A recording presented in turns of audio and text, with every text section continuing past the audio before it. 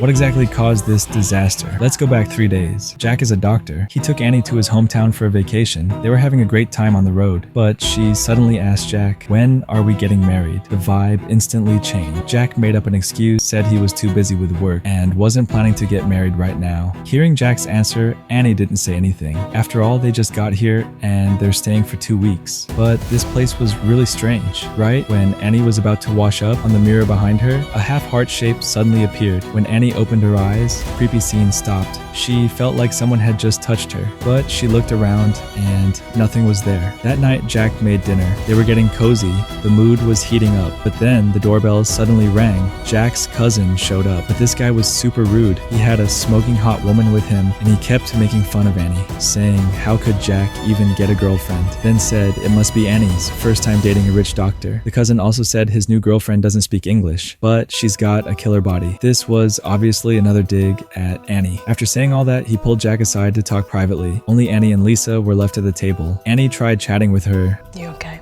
But here's the weird part, she could actually speak English. Tastes like shit.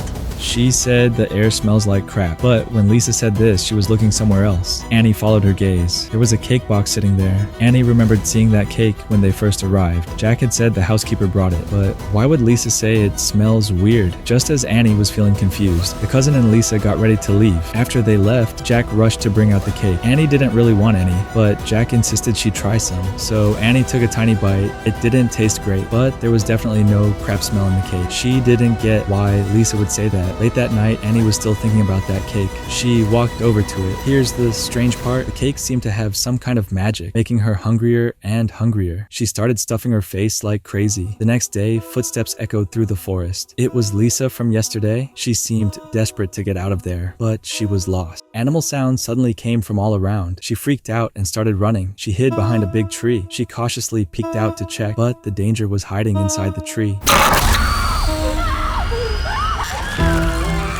Jack just woke up and noticed Annie was missing. After looking around, he finally found Annie in the living room. But here's the weird part. Ever since she ate that cake last night, she had been acting strange. Jack asked what was wrong, but Annie wouldn't say anything. So Jack took her outside to clear her head. Annie stood by the river. She felt like this forest was somehow familiar, like she had changed after eating that cake, that when she spotted a necklace in the water, it looked old and nothing like something modern. She opened the locket. There was a photo inside. When Annie saw the photo, she completely froze back at the house. She lay on the couch, but that photo kept haunting her mind. That's when Jack told her some bad news. One of his patients suddenly got worse. He had to go to the hospital first. This meant Annie would be left here alone, but Annie seemed to know what was coming, tears rolling down her face. She agreed to let Jack leave after Jack left. Annie grabbed binoculars and looked toward the cousin's house. She saw something terrifying.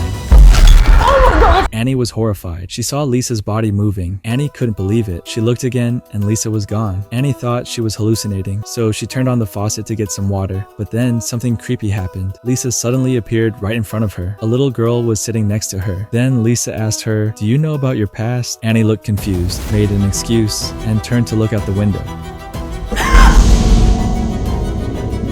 You wake the children. Where did you come from? Where did you come from?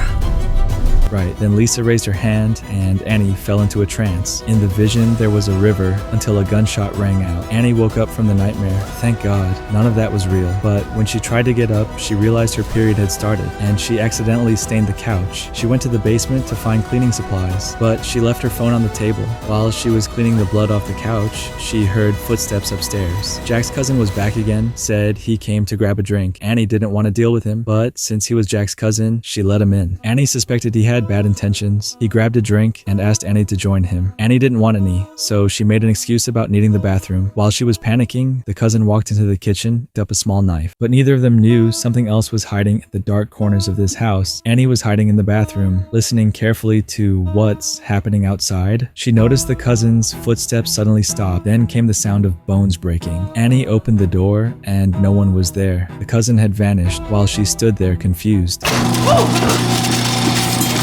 Something came up from the drain. Annie reached in to pull it out, but what came out was bizarre. It was a watch, the cousin's watch. Right then, a dark shadow flashed by. She turned toward the living room. A woman with a plastic bag over her head suddenly appeared. The woman made a heart gesture at her, blinked, and the woman was gone. Only a cake box with a heart drawn on it sat on the table. Then Annie quickly called her bestie to come pick her up, but her friend sounded like she was losing it. She told Annie to take care of the kids. Just as Annie asked what was going on, the call suddenly cut off. Then she heard a car outside. Jack came back early. Annie quickly grabbed her bags to leave. Just as she was about to go, Jack blocked her way. Annie told him everything that happened with these past few days. He told her not to worry. Maybe it was just her imagination. Annie started to calm down. When she went to the bathroom, she heard lots of voices talking throughout the house. She looked around, but couldn't find where they were coming from. Then she turned and saw an old photo on the floor. The man in the photo was Jack, but based on the clothes and style, it was from hundreds of years ago. Why hadn't Jack aged at all? That's when Jack walked over. Annie confronted him with the photo. He said calmly that was a very long time ago. Now, Annie finally understood. He had been lying to her all along.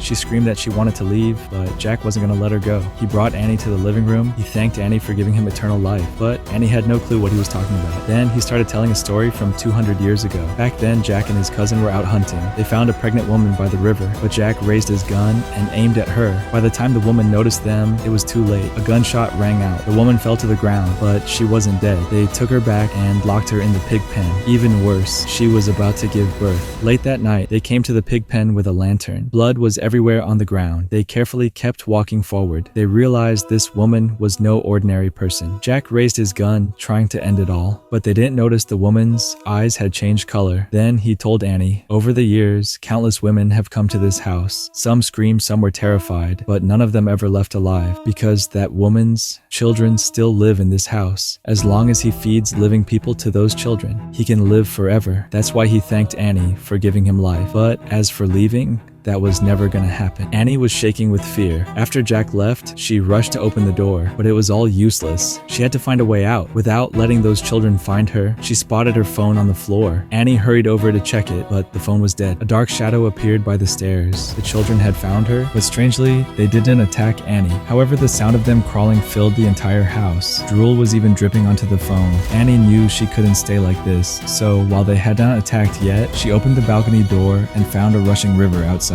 She could only climb down along the wall, then make her way around to the forest. But the children had already spotted her. Annie froze at what she saw. She slipped and fell into the river. When she woke up again, she found herself locked in a pitch-black basement. Terrified, she hid in the corner. Right then, a strange figure appeared beside her. The figure waved its hand, and the candles lit up. Annie realized these were the children Jack had talked about. Then, a figure with a plastic bag over its head emerged from the darkness. Annie was completely stunned. When it removed the plastic bag, Annie saw it wasn't human at all. Facing the monster in front of her, Annie had no way to fight back. But the children seemed curious about her. They didn't hurt her. Under their touch, Annie had a mental breakdown. She screamed. Jack sat in the living room, completely ignoring the screams from the basement. He played music and enjoyed his long solitude, but he didn't expect. Just as he was getting ready for bed, his body suddenly started changing. Wrinkles rapidly appeared on his face. He felt like he aged 100 years in an instant. A familiar figure emerged from the darkness. The next day, Jack was hanging in midair. His body had become old and pale. A figure slowly walked up to him. It was Annie. Jack was pissed. Why did his eternal life come to an end? Annie ignored him. She just fed him that cake. Jack didn't want to eat, but his body wouldn't listen. Now their roles had completely switched. Annie was the one with eternal life now.